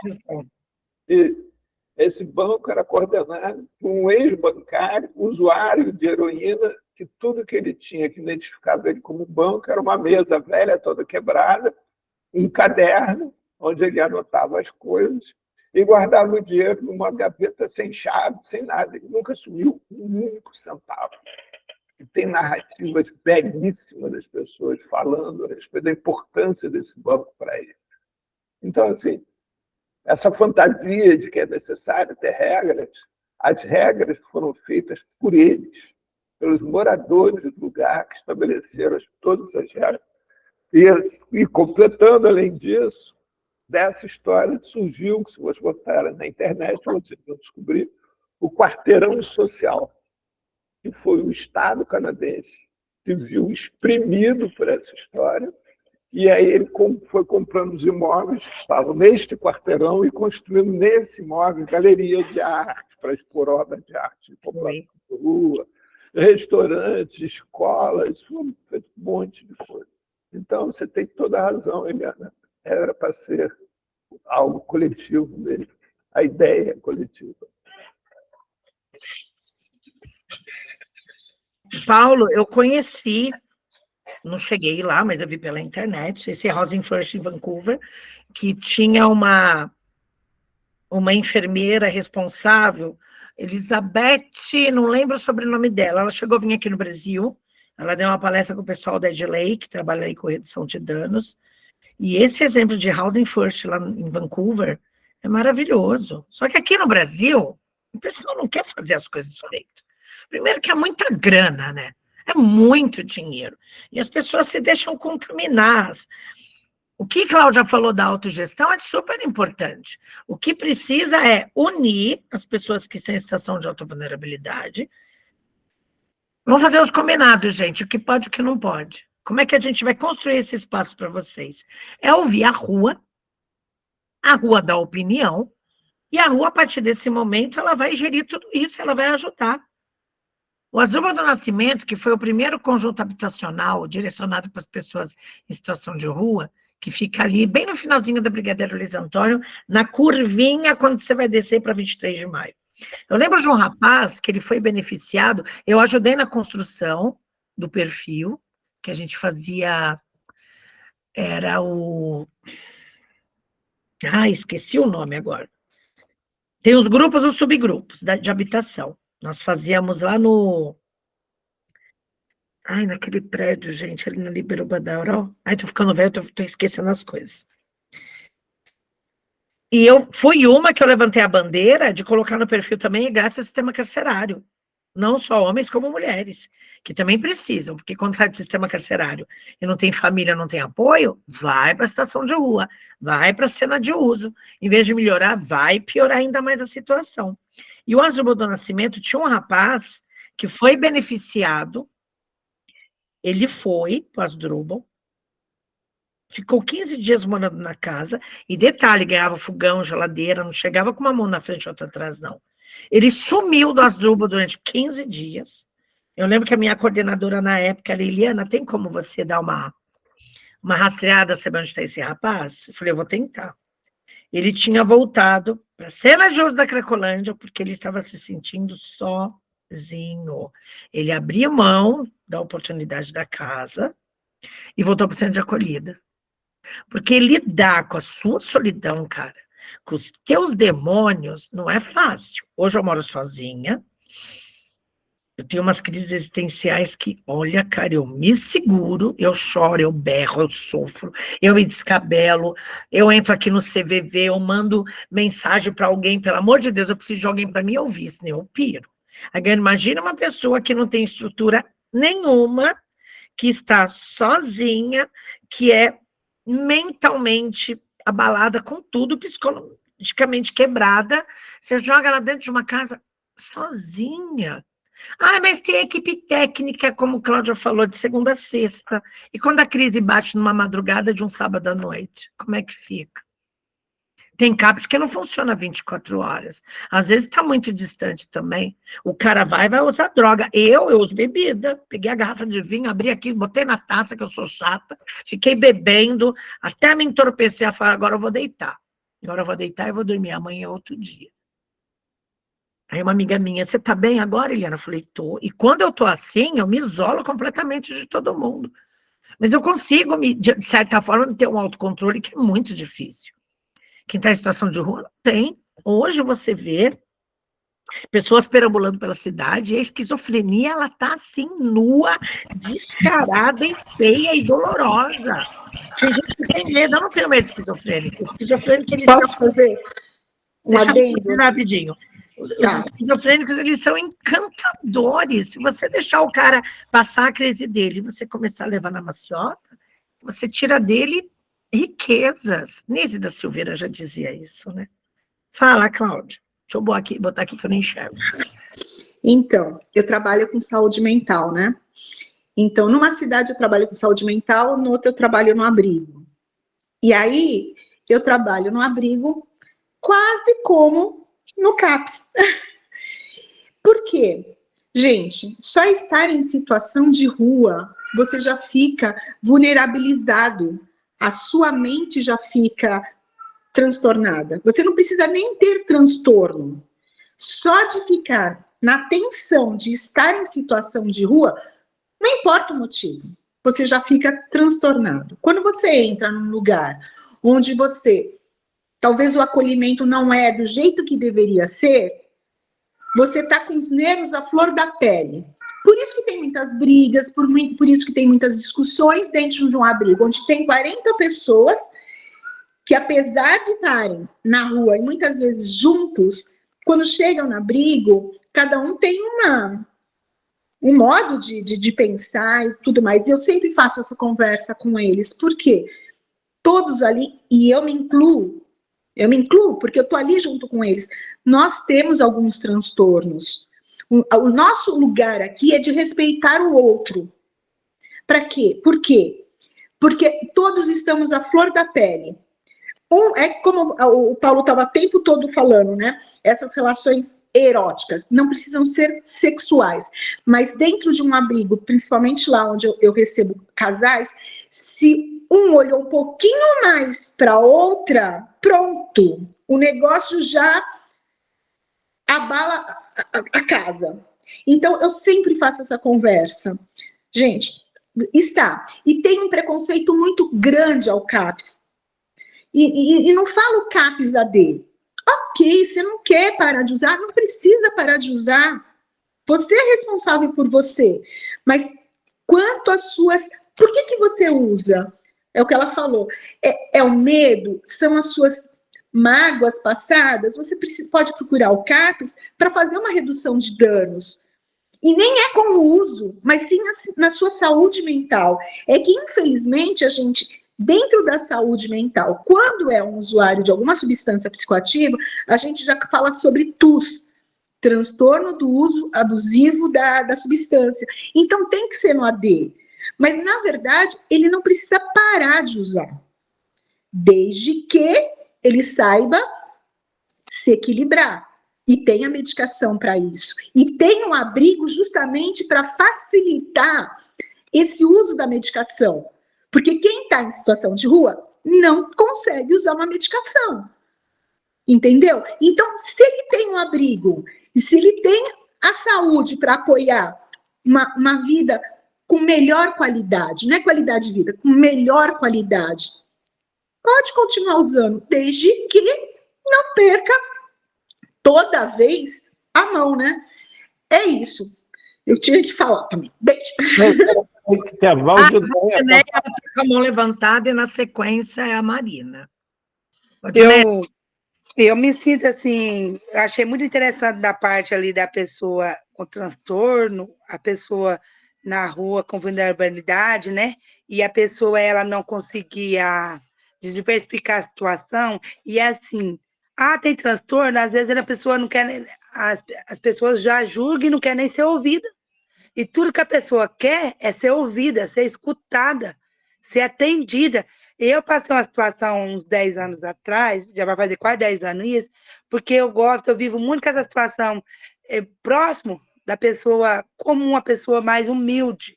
Eu consigo lidar muito bem com a situação. Eu lidei 14 anos por causa de um comércio que eu tinha, então eu lidava muito bem com a situação. Aí eu cheguei em outra situação que as pessoas diziam assim, aqui você vai lidar com gente, com pessoas. Aí eu parei, fiz uma breve reflexão. Por quê? Eu pegava me questionando, né? Não, mas o porquê? Mas é porque lá, igual você falou, a pessoa mais vulnerável, o morador de rua, a pessoa que às vezes do abrigo, a pessoa com problema psiquiátrico, ela tem um tratamento diferenciado. Ela é a pessoa que às vezes ela não é enxergada, ela não é ouvida. E eu tenho a situação que é onde eu ouço, por causa de quê? E a gente vê isso dentro de uma realidade que devia estar tratado, e as pessoas primeiras acolher de outra forma, que as pessoas estudou, sabe, interagir da situação. Mas ele tem problema psiquiátrico, mas ele não quer ser atendido porque ele não quer medicação. Não é tão simples assim a pessoa passar a usar a medicação, a pessoa aceitar a medicação. Se ela não tiver lá no CAPS, se ela não tiver tendo acompanhamento nas clínicas, e só tem esse atendimento quem tem poder aquisitivo. As pessoas de baixa vulnerabilidade não é ouvida. Mas aquele peixado lá, até hoje eu ainda tenho, gente. Aí depois que eu saí da situação, eu fui vendo morrer um a um, passar. Hoje, às vezes eu não recebi, aí eu brinco assim, eu tenho um lote lá. E até hoje, tem um que eu fico pensando, tomara que ele não me conhece. Eu saio, eu engordei, tô forte. Daí ele fala assim, Néia, tá tudo bem com você? Ele vai no hospital, ele vai lá para me ver. Eu tô saindo, ele tá sentado lá, ele vem me cumprimentar, ele vem me atender, e eu fico pensando assim, e daí vem as políticas públicas, né, prometendo o mundo de fundo, e eu fico pensando assim, gente, igual vocês falaram, é muito difícil lidar com essa situação. É muito difícil, às vezes, ter as pessoas que se não põem no lugar do outro. Que eu vejo, não depende, igual vocês falaram, é seres humanos. Por que não ter esse olhar diferente? Não ter essa visão diferente? E aí eu penso assim, aí eu estava falando essa semana, eu recordando, por exemplo, porque, tipo, às vezes a gente tem uns degraus na vida da gente, né? Que eu sou só zeladora, concursada, estudei, fiz o técnico, passei no concurso e agora. Daí eu vejo, assim, aquele tratamento diferenciado, ponhado na balança. Quem tem mais, quem tem menos. É muito difícil você viver essa realidade.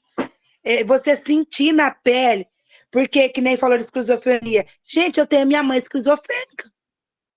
Aonde que, às vezes, antes de eu nascer, ela já tinha o problema. Era depressão, era problema de depressão, não era tratar, não aceitava. Quando eu descobri, quando eu fui perceber que a minha mãe tinha esse problema, eu estava com 28 anos de idade. Mas foi aquele outro olhar diferenciado de um profissional que acabou observando e entendendo que eu não entendia, eu não sabia.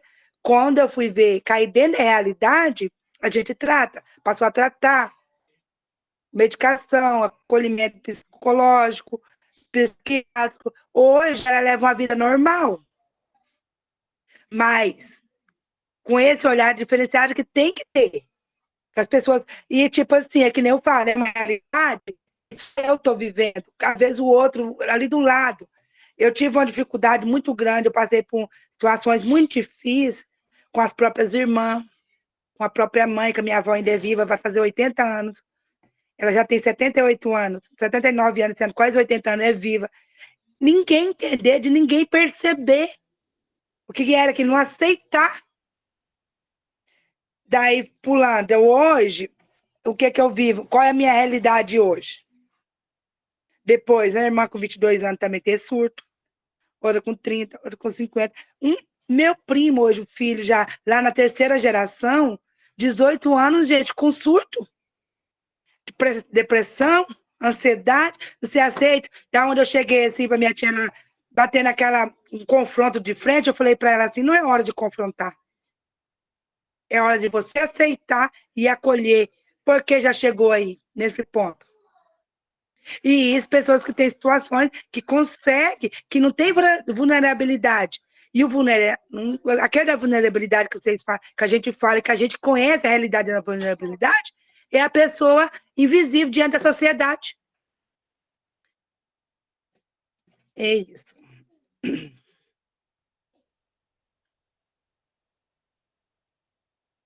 Marina. Ai, desculpa, estava respondendo no WhatsApp, mas estou ouvindo, Valdineia. A Marina, sua vez. Outra, em relação Eu já terminei. Ah, tudo bem, a Marina vai falar, depois eu junto as duas. Em relação ao transtorno mental e situação de rua, a gente ainda tem aquela problemática, né? Quem vem primeiro, o ovo ou a galinha? No sentido que é um transtorno mental grave e persistente ou o uso abusivo de substâncias. Então, aqui em Teresina não é diferente, né? Também eu tenho conversado com os outros estados também, mostra-se muito isso, onde a gente leva para o CAPS-AD por serem pessoas, na maioria, não tem mais vínculo familiar ou está fragilizado, para contar a história, né, desse ser na fase adolescente, criança, porque isso define muito a questão dos esquizofrênicos, dos comportamentos esquiziotípicos, né? Então, é muito importante a mãe, o pai ou um ente querido que conviveu naquela fase para poder contar. Então, a gente se depara com isso, com pacientes que estão no CAPS-AD e que não é para estarem no CAPS-AD, né, para estarem em CAPS tipo 2, porque você mede o que está mais predominante. É o uso da substância ou é o transtorno mental? Então, nós temos essa dificuldade do diálogo, né, com as equipes de CAPS, que vão logo, pá, é usuário de crack, é usuário de droga, ou é álcool. E a gente vê claramente muito esquísio na rua, muito bipolar, e muda-se o perfil das drogas. Eu tenho observado, por exemplo, os alcoolistas, né? Dependendo da determinada idade, já vai mais para depressão. Se você parar um pouco para conversar com a ser humano ali, se botar um banquinho, bora lá, como é que começou isso aqui? Aí o cara começa a contar, foi depois do abandono da família, foi depois de um chifre, principalmente os homens, né? Então, as equipes de saúde estão sem paciência para ouvir as pessoas, né? Você precisa ouvir antes de carimbar um diagnóstico.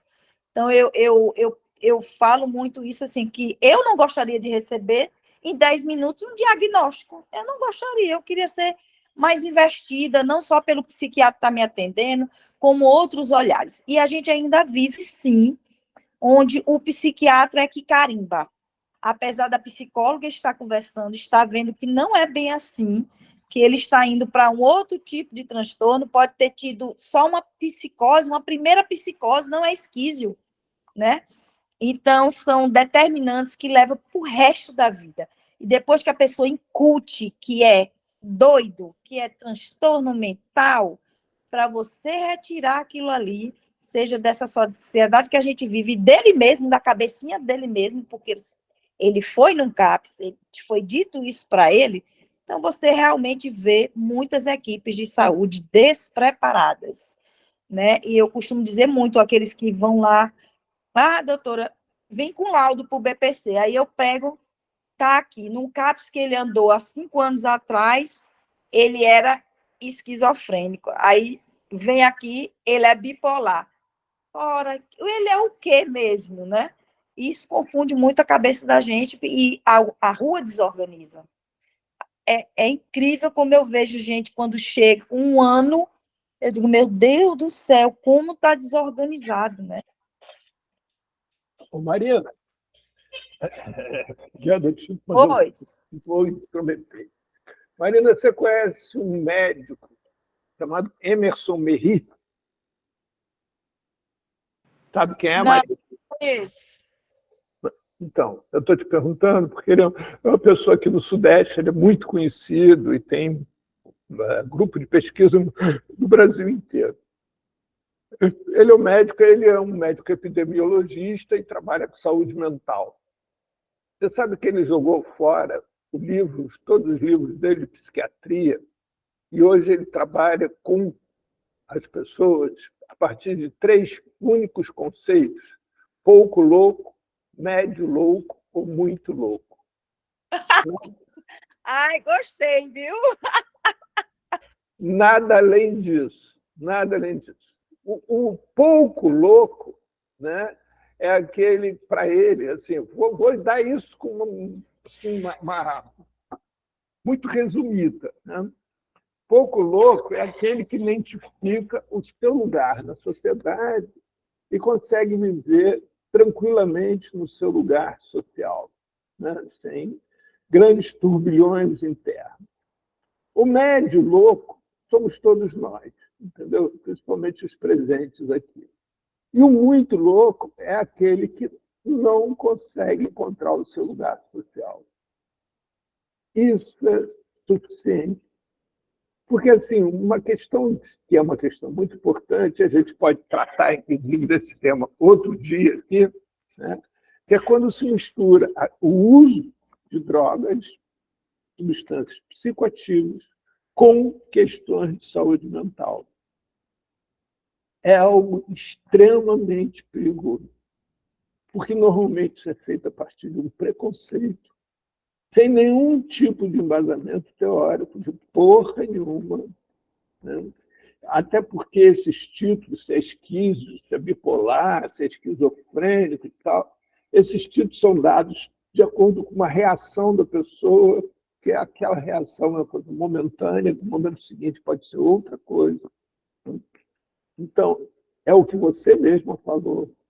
E aí você começa a tratar de alguém que vira uma fantasia, não é mais a pessoa, né? Você vira um número, um título, um símbolo.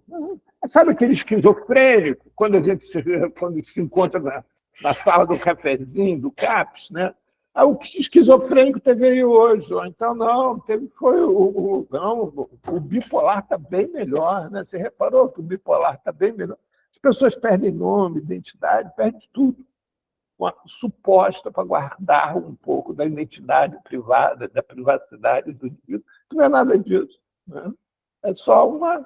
Porque E hoje, né, Paulo, com a questão da internet, está até difícil você fazer esse observatório, porque as pessoas vão ler quando recebe o diagnóstico bipolar e começa, eita, eu tenho isso. Eita, meu Deus, é isso mesmo. E não sei o quê. Então, as pessoas absorvem o que está dito na internet. Até porque também traz... né? Até o pessoal usa por aí aquele dicionário bonitinho. Mas aqui também, para alguns, ser esquizofrênico evita que ele viva uma série de coisas que ele não quer viver, né? Então, ele começa a ter uma proteção, vamos dizer assim.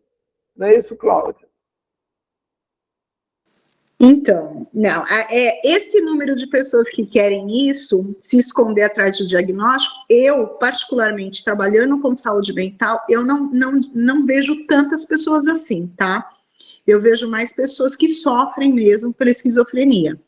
E aí, o preconceito da própria pessoa, e faz parte do transtorno, principalmente do transtorno bipolar, é não querer tomar uma medicação. Até a pessoa acordar e realmente aceitar que tem algum transtorno para tomar uma medicação, e eu vou falar uma coisa, eu, Cláudia, fui o meu melhor laboratório, tá? Porque durante a pandemia eu tive transtorno. Eu tive pânico, eu tive angústia, e eu saía na rua, ficava com medo. Por quê? Era uma pandemia, ok.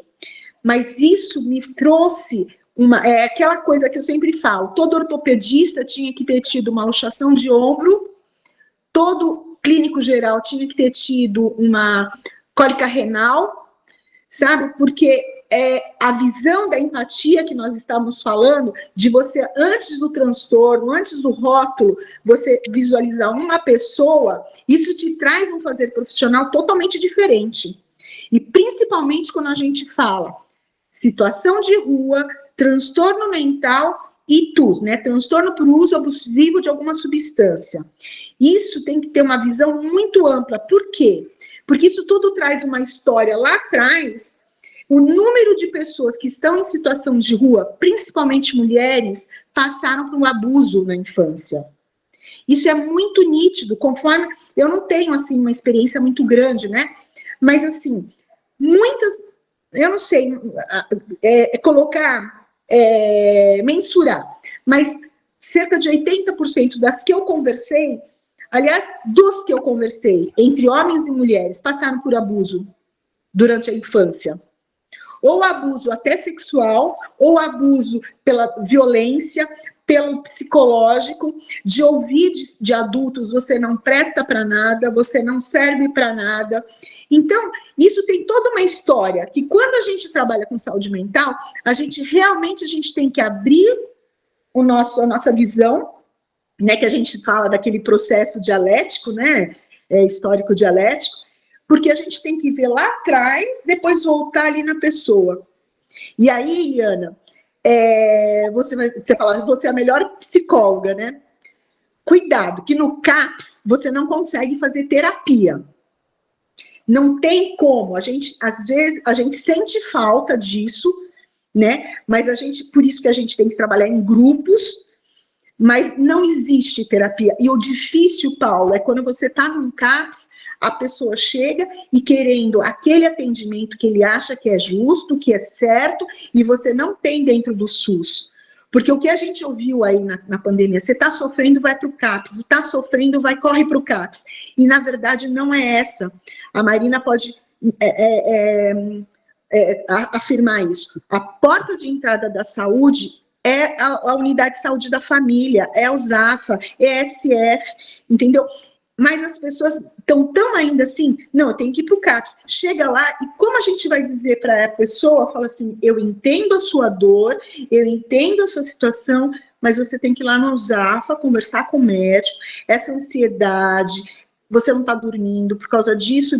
Aí você faz o acolhimento que a Val falou, você precisa ouvir, para depois você trazer toda essa reflexão, que quem não dorme não tem condição de ter saúde, entendeu? Impossível ter saúde sem quem não dorme.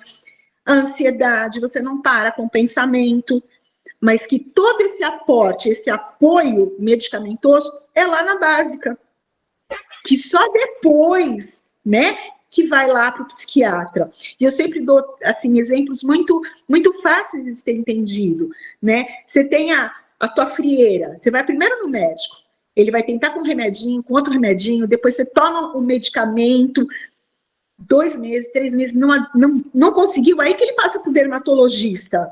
E mesmo assim, o dermatologista vai demorar 4 meses para você ser atendido. Imagina o psiquiatra. E, assim, e quem está em situação de rua, quem faz esse primeiro atendimento é o médico do CONAR. Né? O médico lá do consultório na rua vai fazendo esse acompanhamento e verificando se realmente ele precisa ir lá para o CAPS, ou para o AD, ou para o saúde mental. E o que acontece? Às vezes a pessoa usou crack durante 10 anos, parou e agora só está com a maconha, ou às vezes um pino aqui, um pino lá. Chega na saúde mental, no 2, a técnica que muitas vezes está atendendo, desculpa, mas eu tenho que dizer, às vezes não tem um preparo, não tem uma mente aberta, não, é CAPS AD. Mano, o cara usou crack durante 10 anos, 20 anos, agora ele está usando maconha. De vez em quando ele fala para você, de vez em quando eu uso um pino. Tá tudo controlado, você consegue? Para que mandar para o AD? Então, o desafio, muitas vezes, são as equipes. E aí a gente, como trabalhador, né, eu faço os 2 par, né?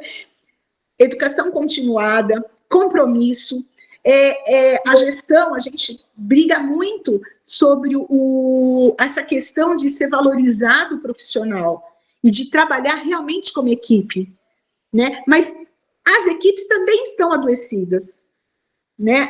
Os consultórios na rua, aqui às vezes, aqui na Baixada, não tem um carro. Eles ficam numa usafa. Mas como que a cidade tem 30 quilômetros, as pessoas vão ser atendidas? Estão em situação de rua. E não tem um vale transporte para ela sair de um lugar e para o outro. E do centro pop para a usafa, da usafa para a UPA. O que eu faço? Entendeu? Esses dias a gente esteve lá no Abrigo Solidário, né, numa das cidades daqui, onde o pessoal me conhecia do CAPS AD, porque eu atendi também um ano no CAPS AD, né? E aí, quando eu vi as pessoas, nossa, como você tá bonito, e eu abraçava, a pessoa, ó, tô limpo. Não é limpo de corpo, né? Você sabe disso. Mas assim, quando eu abraçava, você sentia aquela pessoa refeita. Pô, é muito gostoso isso. Você ter atendido há um ano e hoje você vê, né? Faz mais de um ano que eu saí de lá, outra pessoa. Traz pra gente, Eliana, traz uma força para a gente continuar fazendo o que a gente faz, impressionante. Mas já respira fundo e segue. São desafios com equipe, então, né? Mas você... Vou te falar rapidinho o que eu vivo hoje dentro da universidade. Não. Eu tenho uma proposta diferente, Eliane. Eu tenho uma proposta diferente, Eliana. É o quê? Eu já entendi que vocês têm muito a falar e muito a escutar. E, portanto, eu convido vocês, de segunda-feira que vem, a gente repetir essa dose. Continua sendo um espaço para tratar de mulheres, as mulheres tratando das mulheres. Fechado? Então, segunda-feira que vem, a gente continua com o mesmo tema, com Marina, com Cláudia, com Eliana, com a Vandinéia e suas falas lindas, com a Vilma e todos os outros. E vocês que estiverem em casa e não vieram, vão ver o filme depois. Olha, vocês estão perdendo um debate maravilhoso. Está ótimo. Então, olha... Paulo, traz um pouco mais sobre o Emerson Meri, que eu fiquei interessada. Entre em contato comigo pelo privado, que eu te passo o material dele, etc, tá? Depois a gente pode até convidar o Meri para vir um dia aqui falar sobre isso. Paulo, fazer que nem acreditado, porque de médico louco, de médico louco todo mundo tem um pouco, né? Vamos usar aquele pouco que nós temos, né? Isso, exatamente. Pessoal, até segunda-feira que vem, de novo, mulheres em situação de rua, e as que também não estão em situação de rua, as mulheres estarão aqui, tá bom? Beijo. Valeu, obrigada. Boa noite, Tchau. gente. Tchau. Boa noite, pessoal.